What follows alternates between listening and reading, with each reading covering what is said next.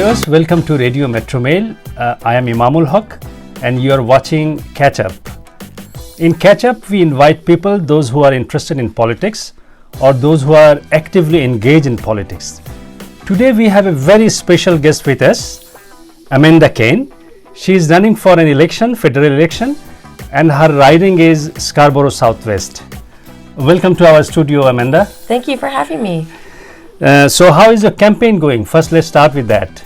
Oh, it's going great. The Green Party has seen a surge in popularity and support right across the nation. We're calling it the Green Wave. Climate change is top of mind for people. And I think that is a part of what we're seeing. It's people's concern. Okay. And supporting a great party that is willing to address it. Okay, so we'll talk about the Green Party, we'll talk about your campaign more. But before that, would you mind giving us some idea to our audience about yourself and the riding you are representing? Okay, well, I actually grew up in this area. I was born and raised here and still live here. Scarborough Southwest has a very special place in my heart.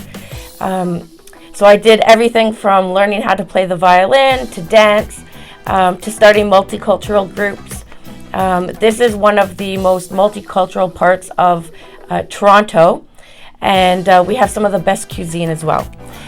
So I'd like to be able to support our local businesses in getting the word out about how great our little nook of the city is. Okay, so how did you get involved with the politics? So do you have any story behind that, or? Yes, my mom used to bring me as a young child to the voting booth during elections. And I always thought it was so mysterious and magical that she was helping to decide government. And so I would ask her a plethora of questions about who was running, and we would stay up and watch the debates. We would watch the polling results. She would never tell me who she was voting for. We never had election signs because she said it was very important that people kept their votes private. Yeah. And that's one of the beautiful things in Canada is, our corruption can only go so far. The voter has a very protected right to secrecy. And so I guess it started at a young age.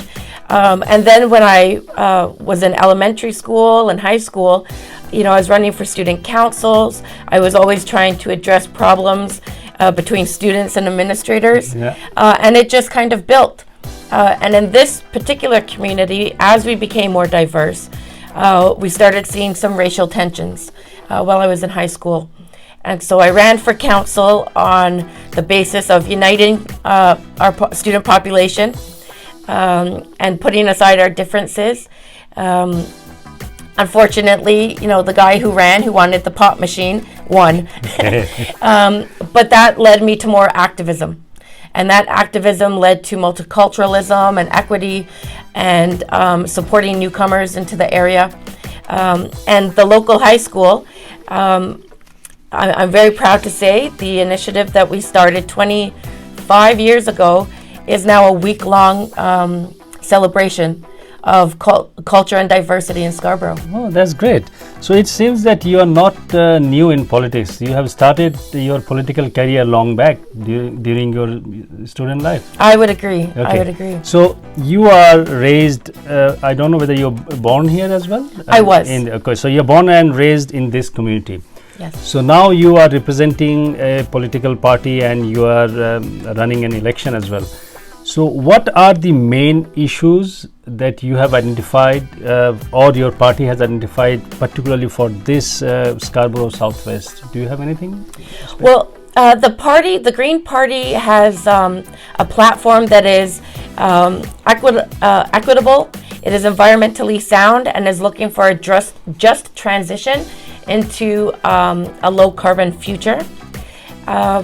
I think we're very blessed in Scarborough because we're not feeling the impact of climate change as yet, as other parts of the world are.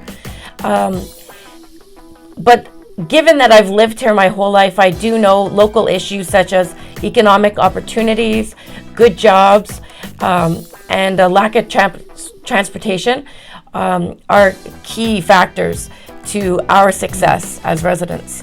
So that's good that it seems that you are quite aware of the issues, particularly those we need to address in particularly this area, Scarborough Southwest.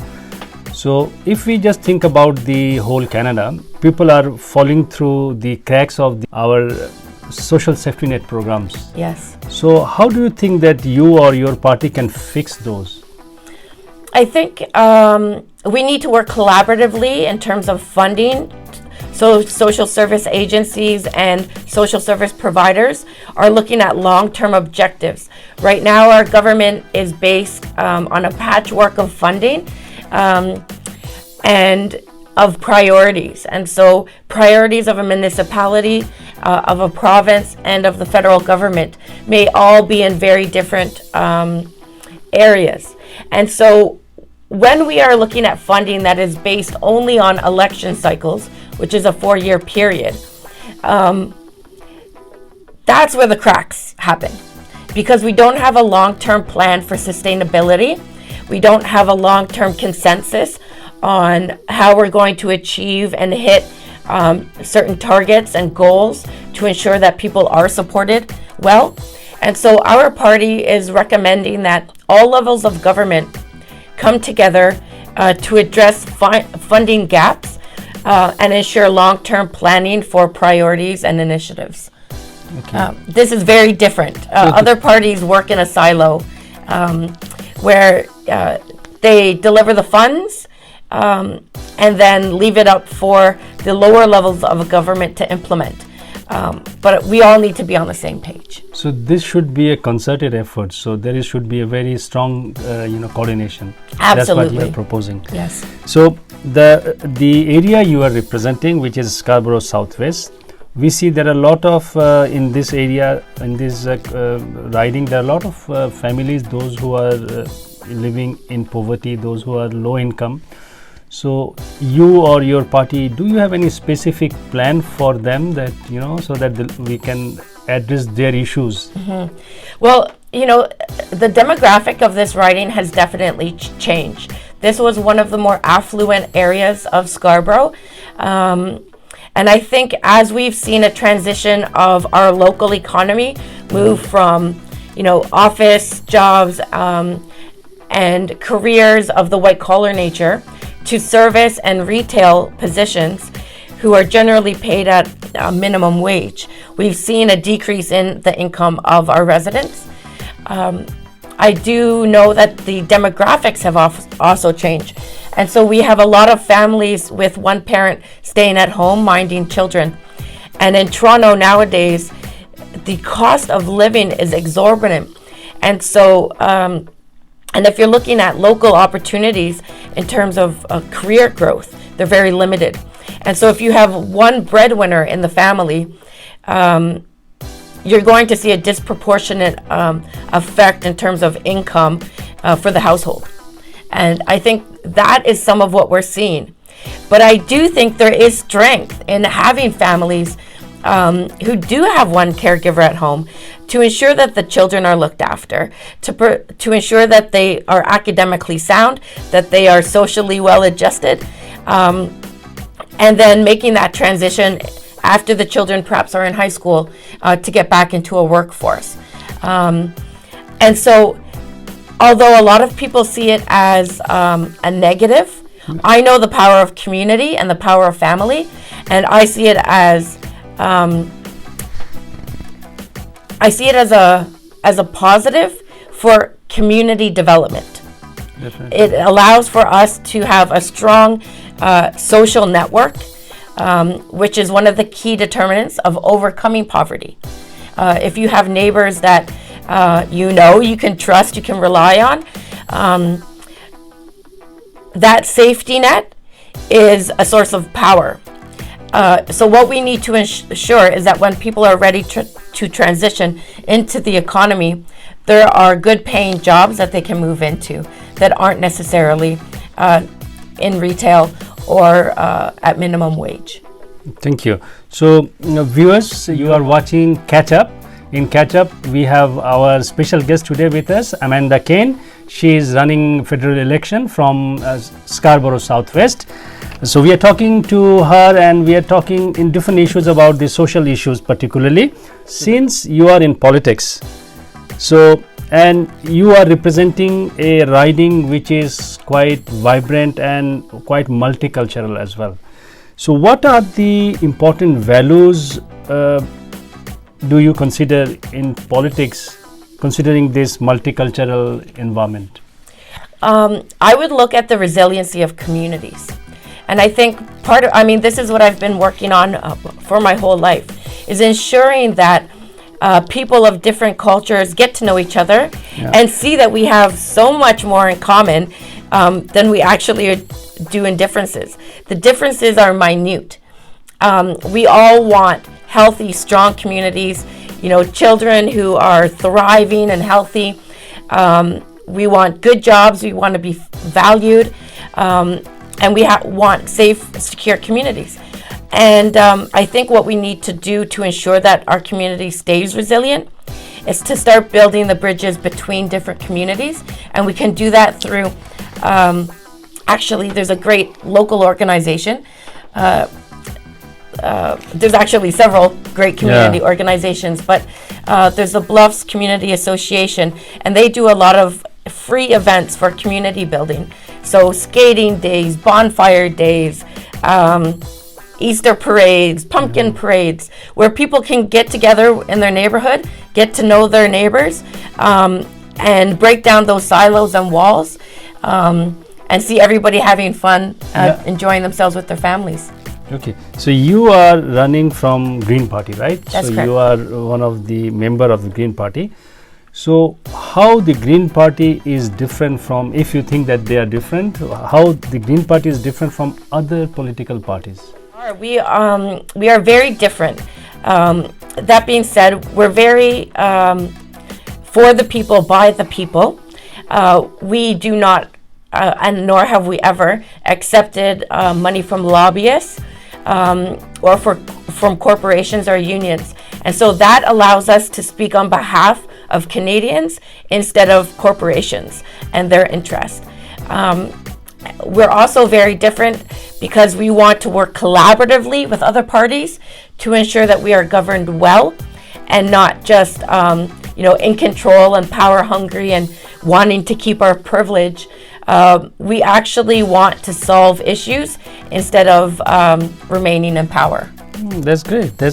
So I think we'll close our session today, but before that I'd like to ask you two more questions. One is a little bit weird question. Say for example, if you are elected, what would be your priority for first year? Okay. And again, at the same time, let me just ask you the other part of the question. So if you are not elected, so what is your plan?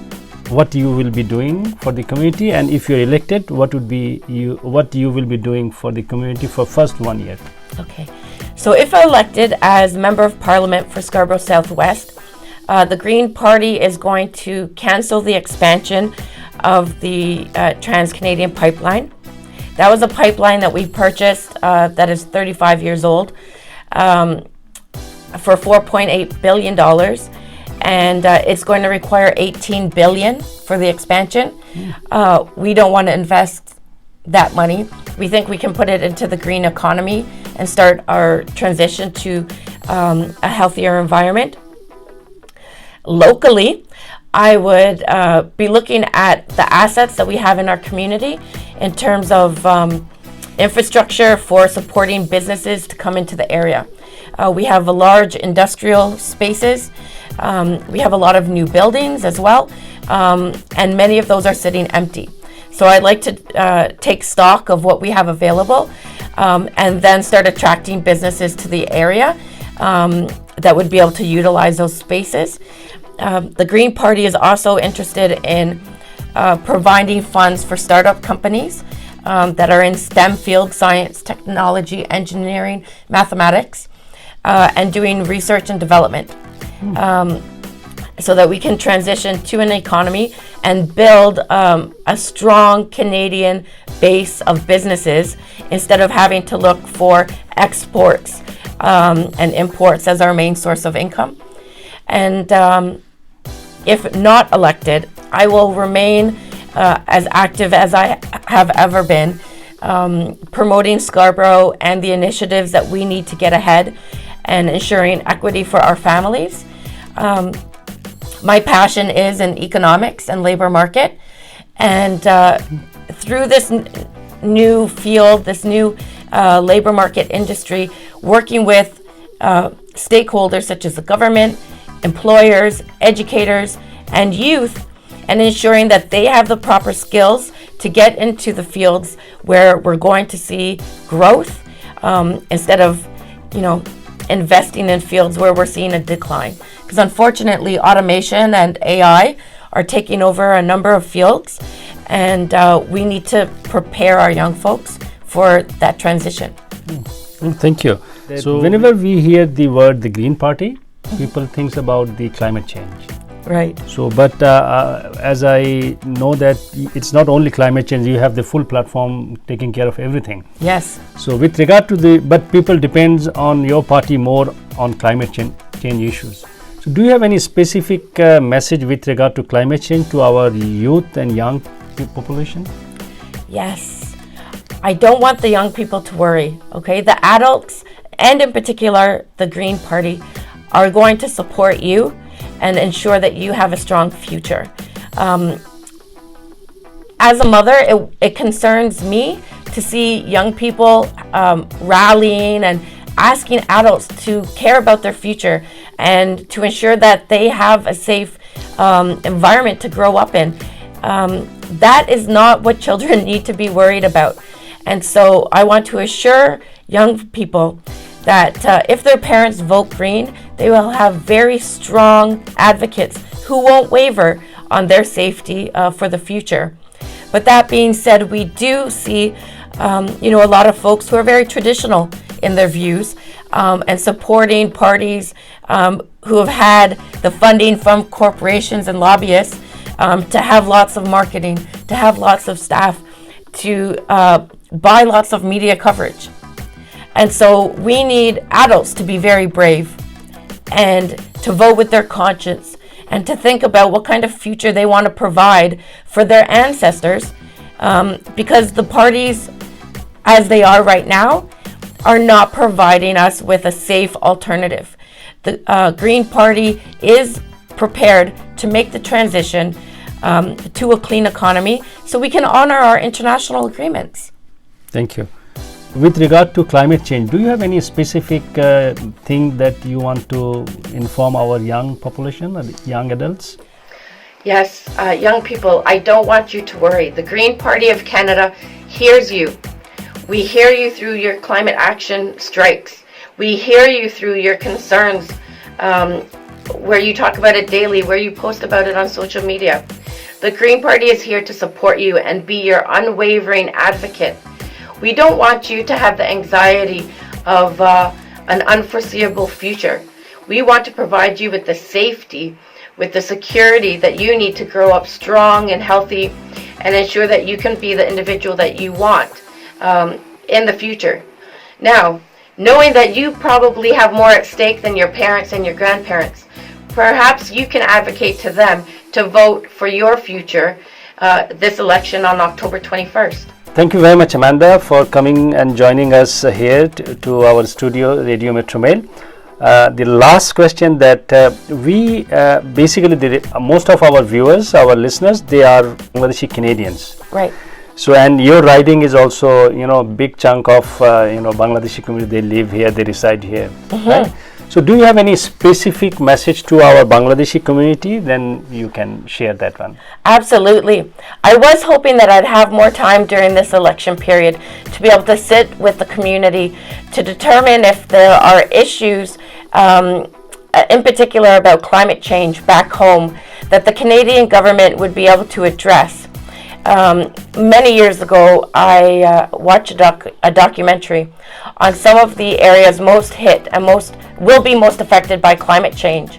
And Bangladesh is one of those countries because of the how it's situated and the lack of elevation, right? It's in a basin. Yeah. And so monsoons and our rising oceans will affect families back home.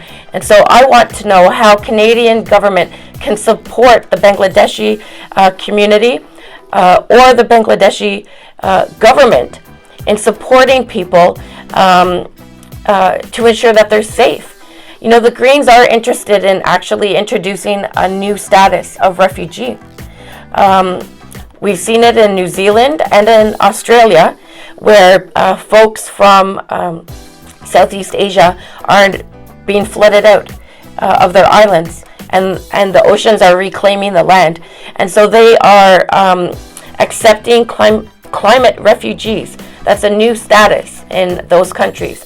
And so Greens are prepared to open that up as well, in hopes that that can support families who may have to leave vulnerable communities and resettle here in Canada. Thank you very much. Thank you very much, Amanda. Thank you very much for joining us. Thank you for having me. Yeah. And don't forget, the advanced polls are happening in October. Election day is the 21st. My name is Amanda Cain, and the Green Party of Canada supports you. For more information, you can visit my website at www.amandacain.ca. Thank you. And thank you, viewers, for watching our program. So in our next program, we'll bring new guests. Until then, please take care and stay well. Thank you very much.